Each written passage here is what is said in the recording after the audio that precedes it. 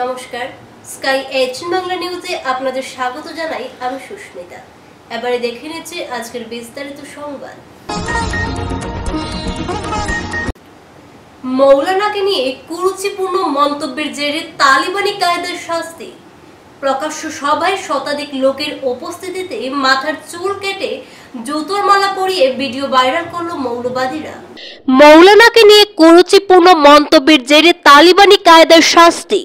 প্রকাশ্য সভায় শতাধিক লোকের উপস্থিতিতে মাথার চুল কেটে জুতোর মালা পরিয়ে ভিডিও ভাইরাল করলো মৌলবাদীরা। তদন্তে নেমে সরকারি স্কুলের শিক্ষক সহ 3 অভিযুক্তকে আটক করল রামকৃষ্ণনগর পুলিশ। ইসলামিক ধর্মগুরু তথা হাইলাকান্দি টাইটেল মাদ্রাসার প্রাক্তন অধ্যক্ষ তথা উত্তর পূর্বাঞ্চল আহলে সুন্নাত ওয়াল জামাতের মুখ্য উপদেষ্টা মৌলানা সারিমুল হক ও অপর উপদেষ্টা মৌলানা আব্দুল জলিল নিজামীকে নিয়ে কুরুচিপূর্ণ মন্তব্যের কল রেকর্ডিং ভাইরাল হওয়ার অপরাধে মডেল পুলিশিংয়ের শিকার হলো এক যুবক। রামকৃষ্ণনগর থানাধীন হরিনগর গাঁও পঞ্চায়েতের কাটানালা গ্রামের রুহুল আমিন নামের ওই যুবককে প্রকাশ্য সভায় ডেকে গ্রামের মৌলানা ও শতাধিক লোকের উপস্থিতিতে যুবকটির ওপর তালিবানি কায়দায় মডেল পুলিশিং চালানো হয়। যুবকটি ক্ষমা প্রার্থনা করার পরও তাকে রেহাই দেয়নি কঠোরপন্থীরা। তারা যুবকটির মাথার চুল কেটে জুতোর মালা পরিয়ে ভিডিও ধারণ করে সামাজিক মাধ্যমে ভাইরাল করা হয়েছে।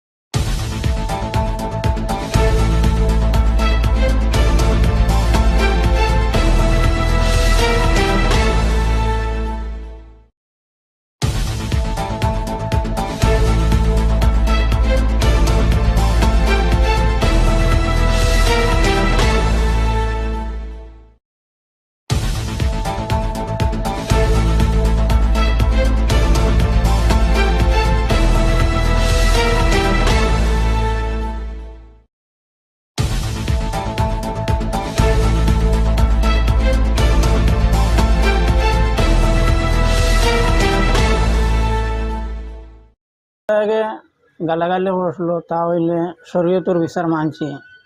আমার আগে মণিপুর আসলো, ও তো শরীয়তের বিচার মানছি।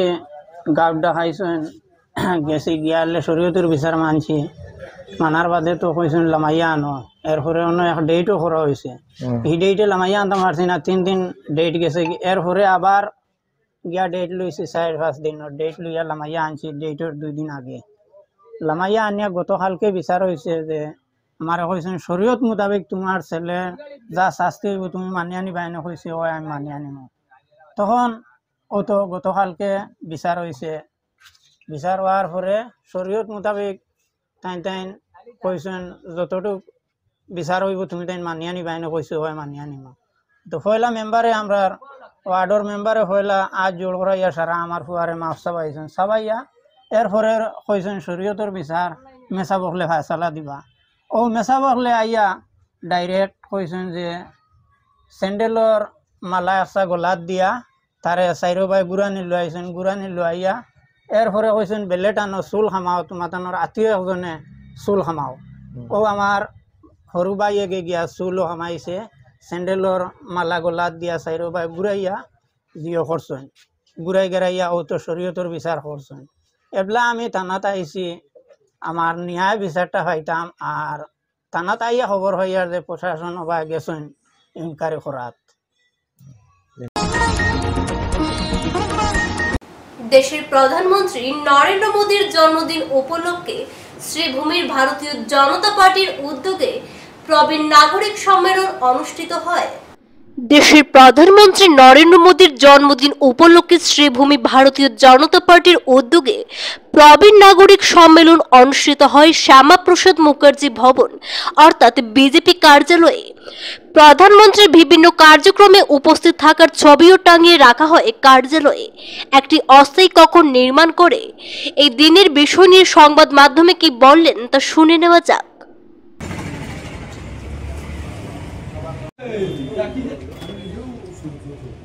রবিদা আই যাও সামনে না সামনে কেউ ছাড়তো না, তুমি আইতে লাগো তুমি সামনে আইতে লাগো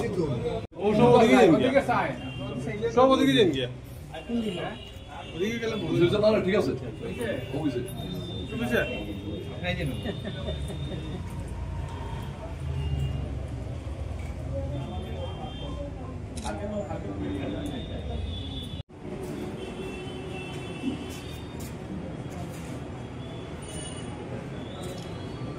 আমি অন্তর্গত আজকের এই কার্যক্রম সেই আলোচনা সভা আর সভাকে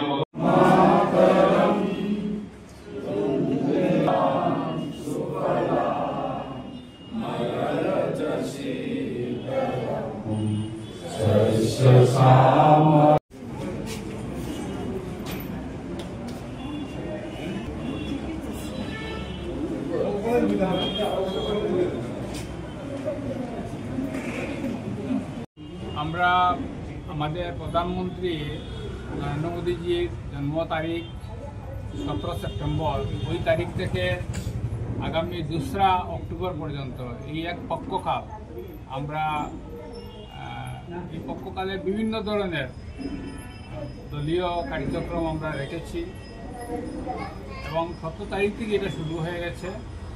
আজকে এর অংশ হিসাবে এখানে আমরা মোদীজির তার বাল্যকাল থেকে আরম্ভ করে এখন পর্যন্ত তিনি প্রধানমন্ত্রী হিসাবে যে উল্লেখযোগ্য কাজ করেছেন বা বাল্যকালে তার ভূমিকা, তিনি এমএলএ না হওয়ার আগ পর্যন্ত সংগঠনের কাজ করেছেন, তার আগেও তিনি বাল্যকালে কী করেছেন তার সাহসিকতার বিভিন্ন পদক্ষেপ, এমএলএ হিসাবে তার পরবর্তীতে তিনি প্রধানমন্ত্রী হয়েছেন, মুখ্যমন্ত্রী হয়েছেন গুজরাটের, প্রধানমন্ত্রী হয়েছেন 3বার, প্রধানমন্ত্রী হয়ে কী কী কাজ করেছেন উল্লেখযোগ্য কাজ, এগুলো আমরা আজকে প্রদর্শনীর মাধ্যমে আমরা তুলে ধরার চেষ্টা করেছি। এবং আজকে 2টা কার্যক্রম আছে, প্রথম প্রদর্শনী উদ্বোধন এবং এটাকে জনগণের জন্য খুলে দেওয়া, আর দ্বিতীয় আছে আমাদের আজকের এই দিন উপলক্ষে বিশেষ করে আজকে জিএসটি নিয়ে আলোচনা হবে। গুডস অ্যান্ড সার্ভিস ট্যাক্স যেটা 2017 সালে যেটা পাস হয়েছিল, সেটার সুফল দেশের মানুষ কীভাবে ভোগ করছেন এবং বিশেষ করে আমাদের গত 22 তারিখ যে প্রধানমন্ত্রীজির উদ্যোগে যে এই জিএসটির যে জেনারেশন 2 যেটা চালু করা হয়েছে, এতে অনেক সরলীকরণ করা হয়েছে। আগে 4 ধাপে 5 ধাপে জিএসটি কালেকশন করা হতো, এখন মাত্র 2 ধাপে করা হবে, 5 এবং 18তে করা হবে। এবং যার জন্য এটা অনেক সরল হয়েছে, অনেক জিনিসের দাম কমানো হয়েছে, মানে জিএসটি নাই, এগুলো বিক্রিতে জিএসটি লাগবে না, কিছুতে লাগবে, তো এটা অনেক কমিয়ে দেওয়া হয়েছে এবং এই সুবিধাটুকু 22 তারিখ থেকে আমরা উপভোগ করতে থাকি। এটার উদ্দেশ্য মহান, যে যাতে দেশের মানুষের ক্রয় ক্ষমতা বাড়ে, মানুষের অর্থের সাশ্রয় হয় এবং যারা বিভিন্ন প্রকারের আমাদের উপর এক প্রকারের আর্থিক প্রতিবন্ধকতা সৃষ্টি করতে চাইছিল, তাদেরকেও জবাব দেওয়া। রাতে শ্রীভূমির পাতারকান্দিতে ভয়াবহ সড়ক দুর্ঘটনা, এক অটোরিকশা চালকের মৃত্যু হওয়ার পাশাপাশি আহত হয়েছেন এক ব্যক্তি। রাতে শ্রীভূমির পাতারকান্দিতে ভয়াবহ সড়ক দুর্ঘটনা, এক অটোরিকশা চালকের মৃত্যু হওয়ার পাশাপাশি আহত হয়েছেন এক যাত্রী। রাত প্রায় 11টার সময় অসম ত্রিপুরা সংযোগকারী 8 নম্বর জাতীয় সড়কের তিনখাল গখিলা এলাকায় এই ঘটনা ঘটে। দুর্ঘটনায় ঘটনাস্থলে নিহত হন দোহালিয়া 2 নম্বর ওয়ার্ডের প্রার্থমালাকার নম্বর AS10BC 4912 এর অটোরিকশা ও TR05G1796 নম্বরের বলেরো পিকআপ ভ্যানের মুখোমুখি সংঘর্ষে এই দুর্ঘটনা ঘটে। অনুমান করা হচ্ছে রাতের অচেনা কোনো দ্রুতগামী গাড়ি অটোরিকশার পেছনে ধাক্কা মেরে পালিয়ে যায়। তার ফলে অটোরিকশা ও বলেরো পিকআপের মুখোমুখি সংঘর্ষের ঘটনা ঘটে। ঘটনার পর স্থানীয়দের তৎপরতায় অটোরিকশার চালক সহ এক যাত্রীকে পাতারকান্দি ব্লক প্রাথমিক স্বাস্থ্য কেন্দ্রে নিয়ে যাওয়া হয়।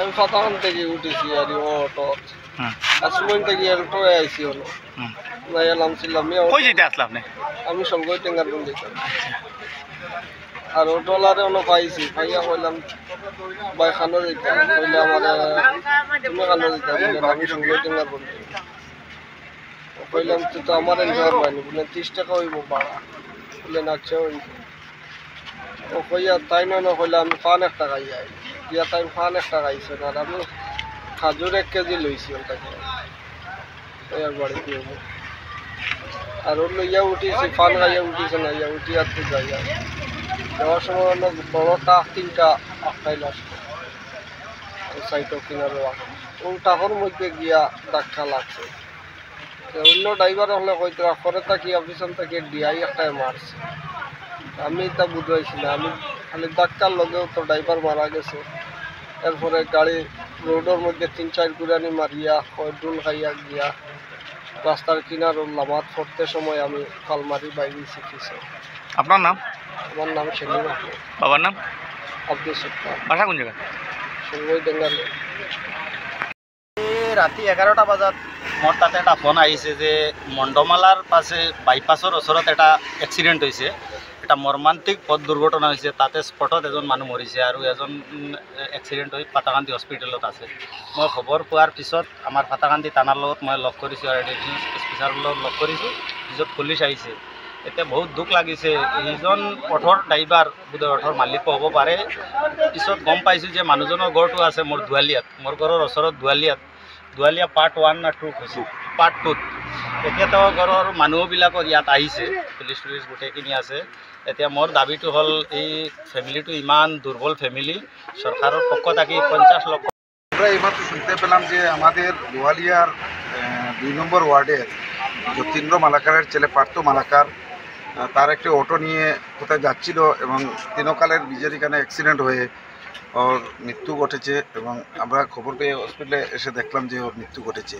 ওনার সাথে কে ছিল আমরা জানি না, এবং মুন্ডমালা বাইপাসের আশপাশ তিনকালের এখানে হয়েছে, তাই ওর মৃত্যু হয়েছে আমরা দেখেছি। এবং আমাদের পার্থমালাকা অতি নিম্ন এবং গরিব ঘরের ছেলে, তাই আমাদের বর্তমান রাজ্য সরকার এবং আমাদের বর্তমান পাতারকান্দির মন্ত্রী কৃষ্ণদেব পালের কাছে আমরা চাইছি যে ওর আমরা দাবি জানাচ্ছি যে ওর একটি সাহায্য সহযোগিতা করার জন্য। বিপদ বাড়ছে উৎপল বড়ার, এবারে বরাক উপত্যকায় উৎপল বড়ার বিরুদ্ধে এজাহার দায়ের। বিপদ বাড়ছে উৎপল বড়ার, এবারে বরাক উপত্যকায় উৎপল বড়ার বিরুদ্ধে এজাহার দায়ের। প্রাগ নিউজ থেকে অব্যাহতি পাওয়া জোরহাটের সাংবাদিক উৎপল বড়ার বিরুদ্ধে শ্রীভূমি জেলার বদরপুর থানায় এজাহার দায়ের করেছেন শ্রীভূমি জেলার বদরপুরের মুসলিম যুবক জুবিন অনুরাগীরা। কয়েকদিন আগে এই সাংবাদিক জুবিন গার্গকে নিয়ে বিতর্কিত মন্তব্য করেছিলেন।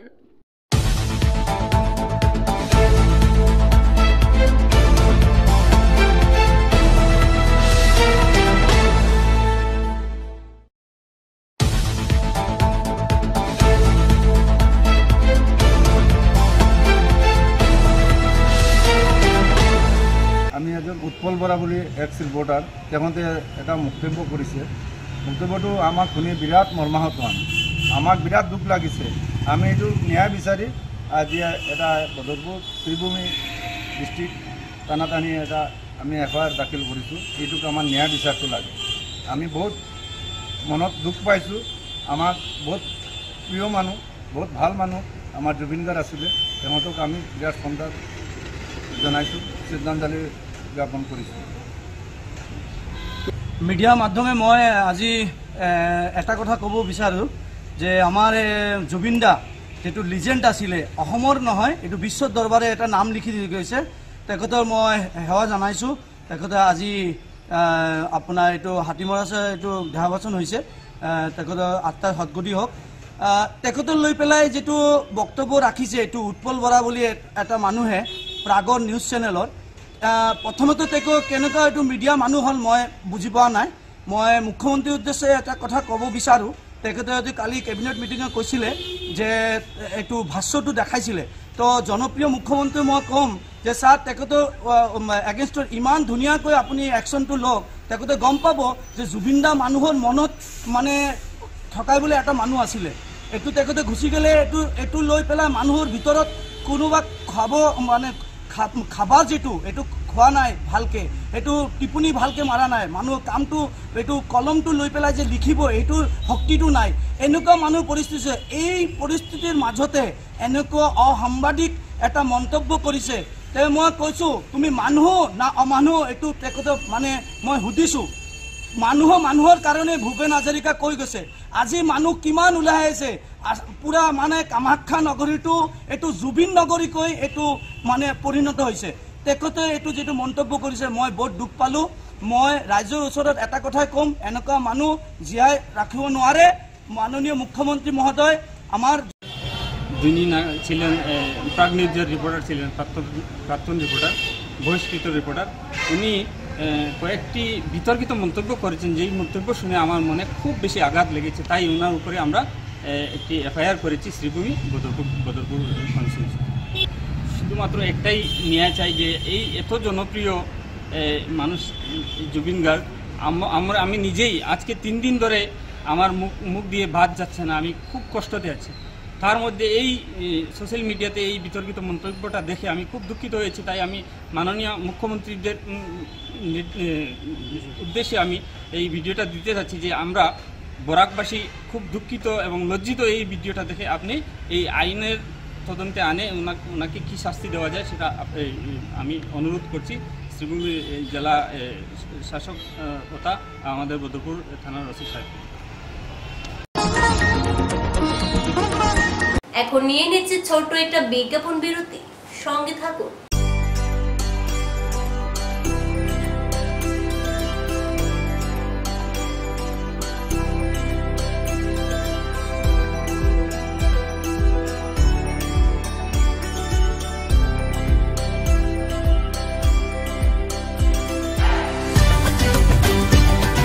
আনন্দ সংবাদ, আনন্দ সংবাদ, আনন্দ সংবাদ।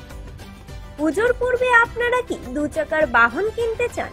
তাহলে হেলায় সুযোগ ছাড়বেন না। আপনাদের অত্যধিক সুযোগ করে দিচ্ছে আপনার শহরের বাণিজ্যিক প্রতিষ্ঠান ইস্টার্ন অটোমোবাইলস।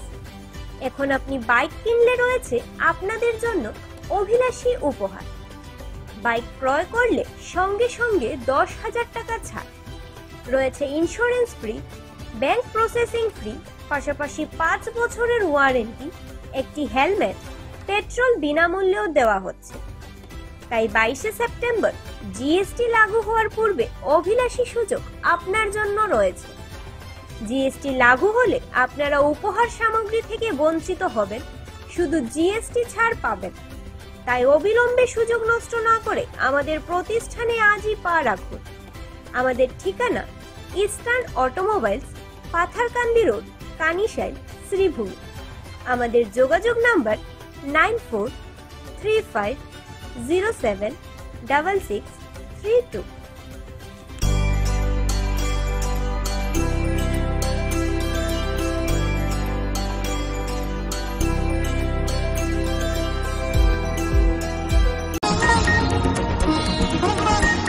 কিংবদন্তি সঙ্গীত শিল্পী প্রয়াত জুবিন গার্গকে শ্রদ্ধার সহিত স্মরণ করল বরাক উপত্যকা বঙ্গ সাহিত্য ও সংস্কৃতি সম্মেলন লক্ষ্মীপুর আঞ্চলিক সমিতি। কিংবদন্তি সঙ্গীত শিল্পী জুবিন গার্গকে শ্রদ্ধার সঙ্গে স্মরণ। কিংবদন্তি সঙ্গীত শিল্পী প্রয়াত জুবিন গার্গকে শ্রদ্ধার সহিত স্মরণ করল বরাক উপত্যকা বঙ্গ সাহিত্য ও সংস্কৃতি সম্মেলন লক্ষ্মীপুর আঞ্চলিক সমিতি। মঙ্গলবার সন্ধ্যায় কাছাড় জেলার লক্ষ্মীপুর বঙ্গভবনে সার্থকী দাসের পৌরোহিত্যে অনুষ্ঠিত হয় শোক সভা। প্রথমে শিল্পীর প্রতিকৃতিতে মাল্যদান ও পুষ্পার্ঘ্য অর্পণ করে শ্রদ্ধা জানান অতিথি ও উপস্থিত সবাই। পরে জুবিন গার্গের সমৃদ্ধ সাংস্কৃতিক জীবন নিয়ে বক্তব্য রাখেন লক্ষ্মীপুর পৌরসভার চেয়ারম্যান মৃণাল কান্তি দাস, জগাই মথুরা হায়ার সেকেন্ডারি স্কুলের অধ্যক্ষ শিল্পজিৎ পাল, লক্ষ্মীপুর সঙ্গীত বিদ্যালয়ের অধ্যক্ষ কার্তিক রায়, কমিশনার শম্পা দাস, সাংবাদিক শাহাদাত আলী বরভুইয়া, সমাজসেবী বাপ্পা সেন, নিত গিটার একাডেমির অধ্যক্ষ নিত রায়, সমিতির সম্পাদক রানাজিৎ দাস, সিয়ারাম যাদব ও সাংবাদিক পুলক দাস সহ আরো অনেকে। শেষে প্রয়াত শিল্পীর আত্মার চিরশান্তি কামনায় 1 মিনিট নীরবতা পালন করা হয়।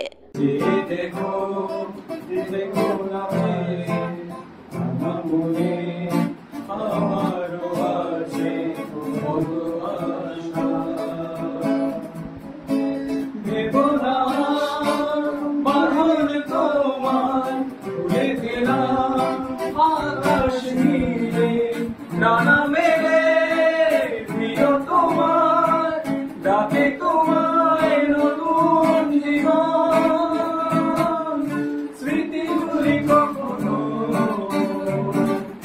যদি মনে পড়ে যায়।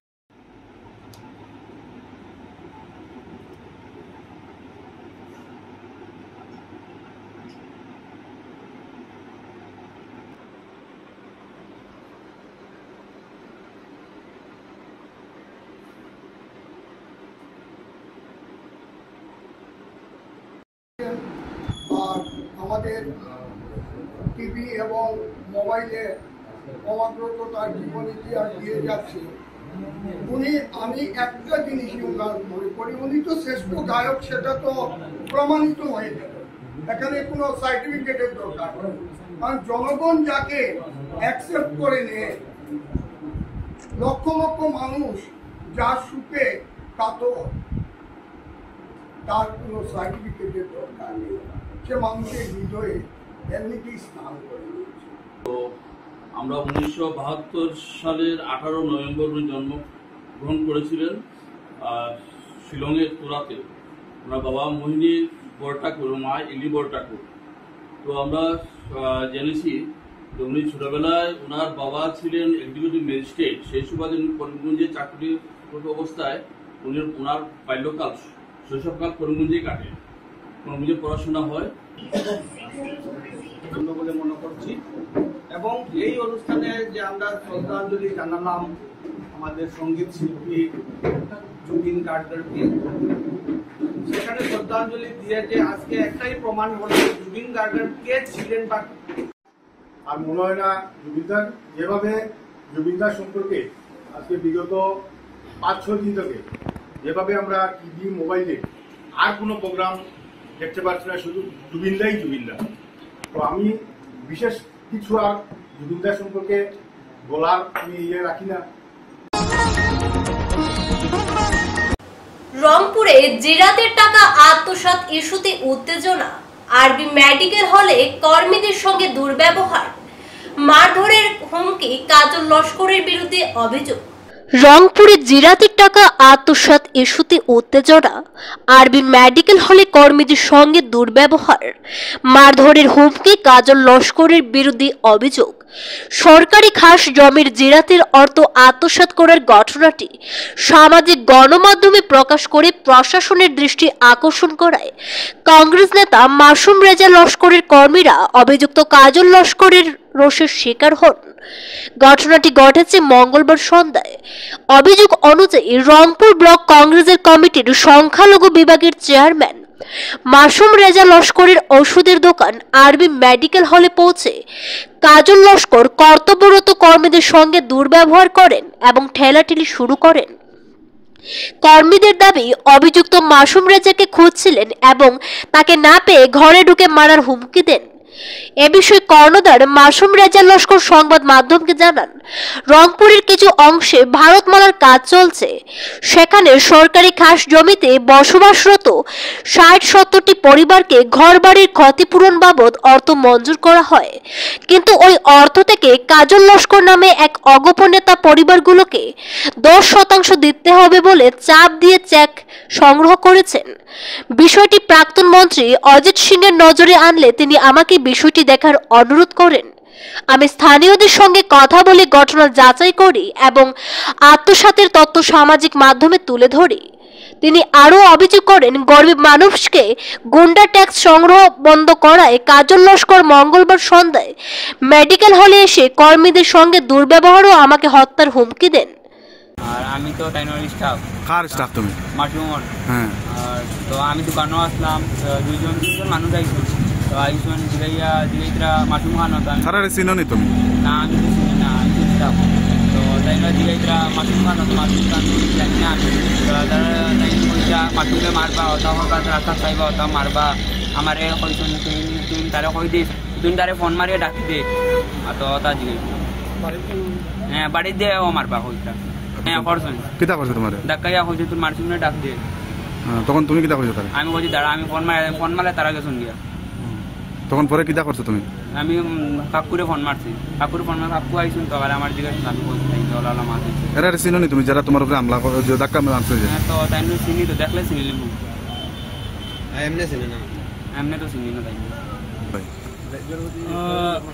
আমরা রংপুর, এটা রংপুর মদ্রাপুর পার্ট 2, এটা রংপুর পার্ট 2।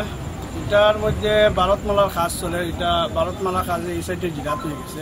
আমরা রংপুর হাই স্কুলের সাইডটা হইলে গিয়া আপনার হচ্ছে খাসল্যান্ড। এই খাসল্যান্ডে প্রায় 60 থেকে 70 ফ্যামিলি মানে আসুন এখানে। তারা জিরাত না দেওয়ার কারণে এখানে একবার স্ট্রাইক করিয়া আমরা আসাম সরকারের একজন মন্ত্রী আমরা তাই এখানে যাওয়ার সময় আমরা এখানে রবিদাস পাড়ার এরা স্ট্রাইক করিয়া এখানেও আমিও নিজে আসলাম, যে ডিমান্ড জানানো নিয়েছি আমরা খাসল্যান্ডের টেকা লাগে না, আমরা ঘর বাড়ির পয়সাটা দেওয়া হবে। তখন আমরা ডিসি মহাদয় আর এই সময় জয় করিয়া তারা খাসল্যান্ডের টেকা দেওয়া হয়েছে।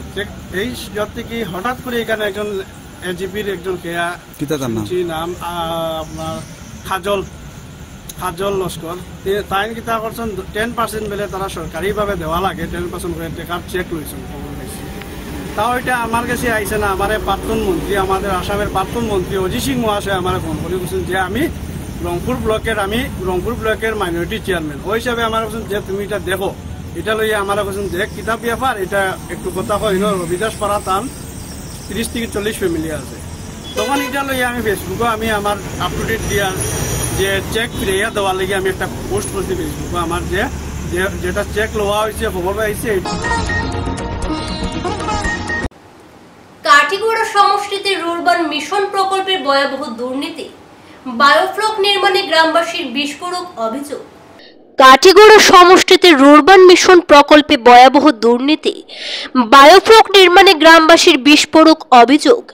কাটিগড়া সমষ্টির বিভিন্ন জিপিতে শ্যামাপ্রসাদ মুখার্জির রুরবান মিশন প্রকল্পকে কেন্দ্র করে প্রকাশ্যে এলো ভয়াবহ দুর্নীতি। কালান রুরবান ক্লাস্টারের অন্তর্গত গোমরা, রাজেশ্বরপুর এবং মহাদেবপুর জিপিতে বিভিন্ন প্রকল্পের নামে বরাদ্দ হওয়া কোটি কোটি টাকা আত্মসাৎ হয়েছে বলে অভিযোগ উঠেছে। পর্যায়ক্রমে একের পর এক দুর্নীতির চিত্র আপনাদের সামনে তুলে ধরব। আজ প্রথমে তুলে ধরছি বায়োফ্লক প্রকল্প নির্মাণের নামে সংগঠিত হওয়া ভয়ঙ্কর দুর্নীতির চিত্র। রুরবান মিশনের অধীনে গ্রামীণ বেকার যুবকদের স্বাবলম্বী করার উদ্দেশ্যে মৎস্য চাষের জন্য বরাদ্দ হয়েছিল বিপুল অর্থ। কিন্তু বাস্তবে নিম্নমানের ন্যূনতম কাজ করে প্রশিক্ষণ ছাড়াই এবং আনুষঙ্গিক সুবিধা বঞ্চিত করে আত্মসাৎ করা হয়েছে মোটা অঙ্কের টাকা। পূর্বতন দিগরখাল পাইকান জিপি ও বর্তমান রাজেশ্বরপুর জিপির গোবিন্দকুপা গ্রামের বাসিন্দা বনস্পতি গোস্বামী অভিযোগ করে জানান, তার বাড়িতে বায়োফ্লক প্রকল্পের নামে 7.5 লক্ষ টাকা বরাদ্দ হলেও কার্যত সেই অর্থ অপচয় হয়েছে।